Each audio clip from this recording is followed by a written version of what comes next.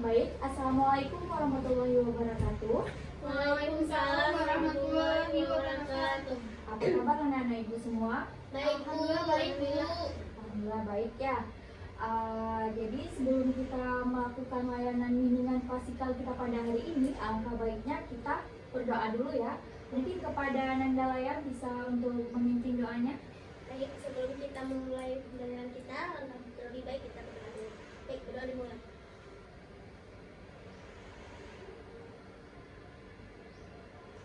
Selesai. Baik, terima kasih kepada Nanda Laila yang telah memimpin doa. Semoga dengan pembacaan doa tadi, kegiatan kita pada hari ini diberkahi oleh Allah SWT. Baik, hari ini kita akan membahas tentang membangun rasa percaya diri. Nah, jadi sebelumnya tujuan pembelajaran kita pada hari ini adalah untuk mengetahui pentingnya rasa percaya diri. Terus yang kedua itu untuk mengetahui ciri-ciri orang yang mempunyai rasa percaya diri. Kemudian untuk mengetahui proses pembentukan rasa percaya diri dan cara membangun rasa percaya diri.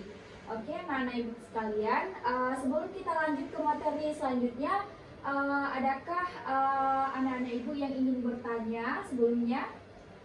Ada Bu. Ada ya. Oke, kita lanjut. Nah, yang pertama itu ada pentingnya rasa percaya diri. Nah, di sini telah Ibu tulis, percaya diri merupakan salah satu aspek kepribadian yang sangat penting dalam kehidupan manusia. Nah, orang yang percaya diri yakin atas kemampuan mereka sendiri serta memiliki pengharapan yang realistis. Bahkan ketika harapan mereka tidak terwujud, mereka tetap berpikiran positif dan dapat menerimanya. Nah, jadi yang dimaksud dengan percaya diri ini adalah merupakan suatu kepribadian yang sangat penting bagi kita, apalagi anak-anak ibu yang masih statusnya yang masih siswa ya. Nah, jadi di sini kita yang memiliki rasa percaya diri ini otomatis kita yakin atas kemampuan yang kita miliki, walaupun pengharapan yang kita harapkan itu tidak akan terjadi gitu, tidak mencapai semaksimal mungkin. Jadi otomatis di sini kita sebagai siswa tentunya harus memiliki rasa percaya diri. Selanjutnya kita akan membahas ciri-ciri orang yang mempunyai rasa percaya diri. Yang pertama itu berani tampil beda. Nah,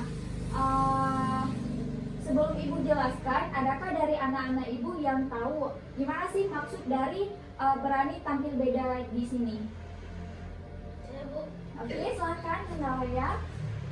Maksudnya berani tampil beda ini Bu, kita tidak ikut orang lain gitu. Kita tidak meniru orang lain. Kita percaya pada diri kita sendiri, walaupun kita berbeda, tapi kita percaya pada diri kita sendiri. Ya, benar apa yang disampaikan oleh Nandalaya. Tepuk tangan Kang untuk Nandalaya. Oke, maksud dari berani tampil beda itu dimana kita sebagai individu, kita bisa memahami diri kita sendiri. Kita mengerti kebutuhan kita apa, kekurangan kita apa. Jadi dengan kita mengetahui kebutuhan kita, memahami diri kita sendiri, otomatis kita itu bisa berani tampil beda gitu. Kita bisa menyesuaikan antara diri kita sendiri dengan orang lain. Jadi kita nggak takut untuk kita tidak takut untuk tampil beda. Nah, karena kita udah tahu nih keinginan kita itu apa, kebutuhan yang kita butuh itu apa. Kan setiap orang berbeda-beda gitu. Terus yang kedua ada berani menerima tantangan. Ada yang tahu maksud dari berani menerima tantangan? Oke, Zara silahkan. Mungkin Bu, berani menerima tantangan di sini itu seperti mungkin ada Ibu nih yang suruh ke depan. Coba jelaskan materi ini. Mungkin ada yang belum paham Bu, tapi dia sudah berani mencoba ke depan untuk menjelaskannya Bu. Ya, benar. Yang disampaikan oleh Zara. Tepuk tangan dong untuk Zara. Oke, maksud dari berani menerima tantangan udah benar yang disampaikan oleh Zara. Kita itu sebagai orang yang memiliki rasa percaya diri, kalau ada orang yang tantang kita, misalnya guru nih, coba Nandalaya ke depan, ini kan ada beberapa pertanyaan, coba jawab gitu. Kalau kita percaya diri, kita tetap bangun. Itu salah nggak salah, tetap kita depan untuk menjawab pertanyaan dari guru kita. Jadi kita nggak open ini salah atau benar gitu. Yang penting kita udah percaya diri gitu. Nah selanjutnya ada asertif, di mana ciri-ciri orang yang memiliki rasa percaya diri itu orang itu tegas, orang itu memiliki pendapat sendiri, orang itu berhak mengatakan tidak atau ya gitu. Tidak serta merta ketika ada orang yang menghasut kita untuk melakukan sesuatu nggak baik, jadi kita langsung jawab iya gitu. Jadi di sini orang itu akan tegas. Kalau kita memiliki rasa percaya diri, kita itu akan tegas. Kita tahu nih letak kita untuk mengatakan ya atau tidak. Dan selanjutnya itu ada mandiri. Nah, di mana ciri-ciri orang yang mempunyai rasa percaya diri salah satunya termasuk kepada mandiri. Nah, di mana yang dimaksud dengan kata mandiri di sini, kita percaya akan kemampuan dan kekuatan pada diri kita untuk menyelesaikan masalah misalnya. Terus yang terakhir ada selalu bereaksi positif dalam menghadapi masalah. Gimana sih maksudnya? Ada yang tahu? Nah, jadi berhubung anak ibu nggak tahu, ibu akan menjelaskannya. Poin yang terakhir itu merupakan selalu bereaksi positif dalam menghadapi masalah. Nah, maksudnya di sini ketika kita memiliki suatu masalah, kita orang yang percaya diri, otomatis kita akan bisa tegar, sabar, tabah dalam menghadapi sesuatu cobaan ataupun menghadapi permasalahan. Oke, sampai di sini ada yang ingin ditanyakan anak-anak ibu, mungkin ada yang belum paham ya? Nggak ada, Bu. Nggak ada ya? Boleh kita lanjut ya? Boleh, Bu. Oke. Nah, sekarang kita akan membahas tentang proses pembentukan rasa percaya diri.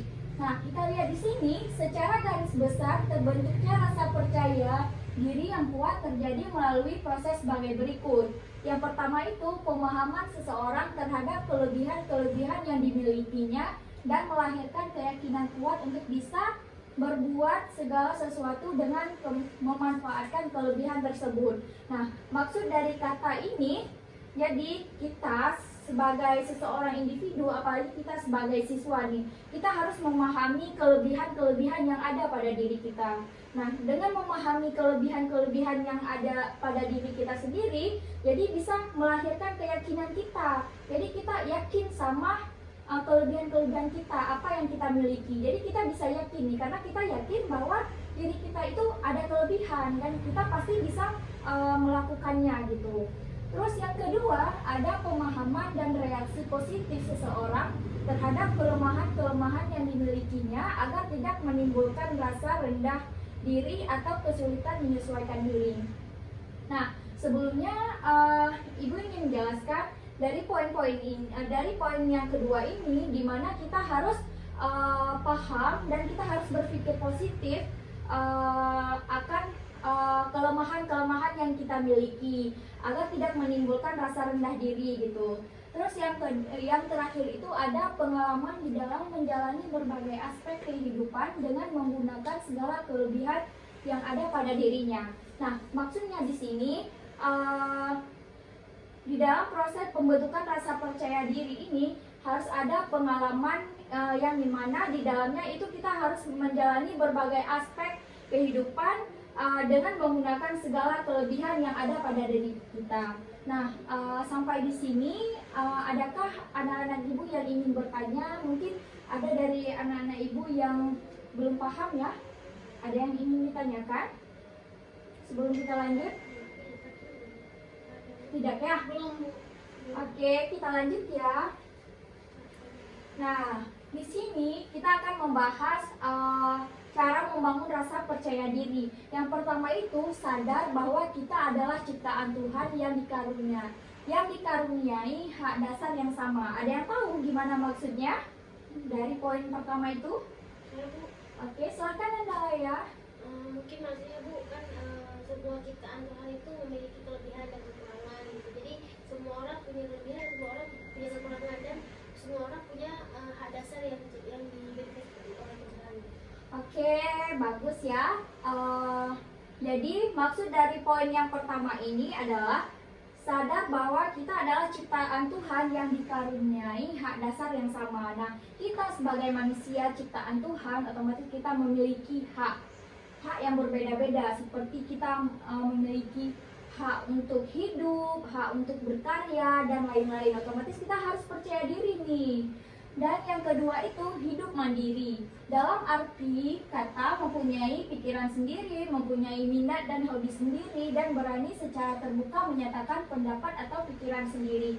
Nah, jadi pada poin ini maksudnya hidup mandiri. Nah, kalau kita hidup mandiri, cara untuk kita membangun salah satu cara untuk membangun rasa percaya diri kita itu harus mandiri. Dimana kita kan masing-masing orang berbeda-beda ya. Kita punya hobi sendiri, minat sendiri, atau pendapat-pendapat sendiri. Jadi dengan adanya rasa percaya diri, kita bisa tuh menyatakan pendapat-pendapat kita gitu. Kan kita punya hak gitu. Seperti yang Ibu jelaskan di poin pertama tadi. Terus yang ketiga itu ada menemukan keunggulan atau kelebihan diri dan kemudian mengembangkan dengan sungguh-sungguh. Ada yang tahu maksudnya di mana? Nggak tahu ya? Oke, menjelaskan menemukan keunggulan atau kelebihan dan kemudian mengembangkan dengan sungguh-sungguh. Nah, untuk membangun rasa percaya diri nih, kita harus menemukan nih, berusaha untuk menemukan kelebihan-kelebihan yang kita punya. Misalnya, Ibu orangnya suka nyanyi gitu, ataupun Ibu orangnya pandai berbicara di depan gitu. Otomatis Ibu kan udah tahu nih kelebihan Ibu apa. Terus dengan Ibu mengetahui kelebihan Ibu, berarti Ibu jadi percaya diri nih kalau ada apa-apa, misalnya di panggung gitu. Ada yang ingin menyumbangkan lagu, ditanya gitu. Kita kan percaya diri nih, karena kita udah tahu kelebihan kita apa. Kita maju ke depan, saya Pak gitu. Terus menimba ilmu dan mengumpulkan pengetahuan umum sebanyak yang mampu dilakukan. Paham maksudnya? Nah, dari poin yang keempat ini adalah menimba ilmu dan mengumpulkan pengetahuan untuk umum sebanyak yang mampu dilakukan. Nah, kalau kita ingin mandiri, kalau kita ingin memiliki rasa percaya diri, kita harus mengumpulkan ilmu sebanyak mungkin. Karena pengetahuan kita banyak, jadi kita udah tahu nih, kalau ini apa. Jadi ketika ada sesuatu kita bisa menjawab dengan langsung gitu. Kita percaya bahwa diri kita ini pasti bisa, karena kan saya udah belajar, pengetahuan saya banyak gitu. Dan yang terakhir itu ada berpikir realistis bahwa setiap manusia pasti punya keunggulan atau kelebihan di samping kelemahan atau kekurangan. Nah, di sini kita sebagai manusia ataupun sebagai individu, kita harus berpikir yang baik-baik bahwa setiap manusia ciptaan Tuhan ada kelebihan dan ada juga kekurangan gitu. Sampai di sini ada yang ingin ditanyakan dengan Ibu? Ada, Bu. Gak ada ya? Oke. Mungkin sampai di sini penjelasan yang Ibu sampaikan. Jadi sekarang Ibu akan membuka sesi tanya jawab. Mungkin ada dari anak-anak Ibu nih yang belum mengerti tentang materi-materi yang telah disampaikan barusan. Kepada anak-anak Ibu dipersilakan ya jika ada yang ingin ditanyakan. Ibu, saya ingin bertanya. Oke, Zara silahkan. Ibu boleh minta tolong di next slide-nya, Bu? Slide proses pembentukan rasa percaya diri tadi, Bu. Bentar ya.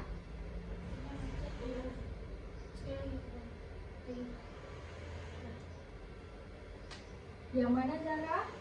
Proses pembentukan rasa percaya diri, Bu. Ini ya? Iya, Bu. Nah, jadi bukan Zara ingin bertanya, Bu. Iya, Zara silahkan. Di sini kan ada tuh, Bu, yang namanya pemahaman dan reaksi positif seseorang terhadap kelemahan-kelemahan yang dimilikinya agar tidak menimbulkan rasa rendah diri atau kesulitan menyesuaikan diri. Nah, maksud di sini itu bagaimana, Bu? Tadi kan Zara masih kurang ngerti dan paham nih, Bu, sama poin yang ini. Poin yang kedua ya? Iya, Bu. Pemahaman dan reaksi positif seseorang terhadap kelemahan-kelemahan yang dimilikinya agar tidak menimbulkan rasa rendah diri atau kesulitan menyesuaikan diri. Oke, sebelum Ibu menjawab, adakah dari teman-teman yang ingin menjawab sebelumnya? Saya, Oke, Jadi, silakan. mungkin maksudnya gini, pemahaman dan reaksi positif seorang terhadap kelemahan. Jadi misalnya kita tahu kelemahan kita, jadi kita harus bisa bersikap positif terhadap kelemahan kita. Jadi dengan kita bersikap positif, kita dapat mencari sisi-sisi negatif dari kelemahan, sisi positif dari kelemahan kita, dan kita dapat menimbulkan rasa percaya diri kita gitu. Jadi kita intinya kita harus menerima dengan positif terhadap kelemahan-kelemahan yang kita miliki gitu. Ya, bagus sekali ya, tepuk tangan untuk Nandalaya. Oke, menurut Ibu jawaban yang diberikan oleh Nandalaya itu sudah benar. Sedikit Ibu luruskan kembali. Jadi pemahamannya di sini, ketika kita mengetahui kelemahan-kelemahan kita harus berpikir positif bahwa setiap manusia itu memiliki kelebihan dan kekurangan. Bukan saja kelebihan yang kita miliki, akan tetapi kita juga memiliki kekurangan.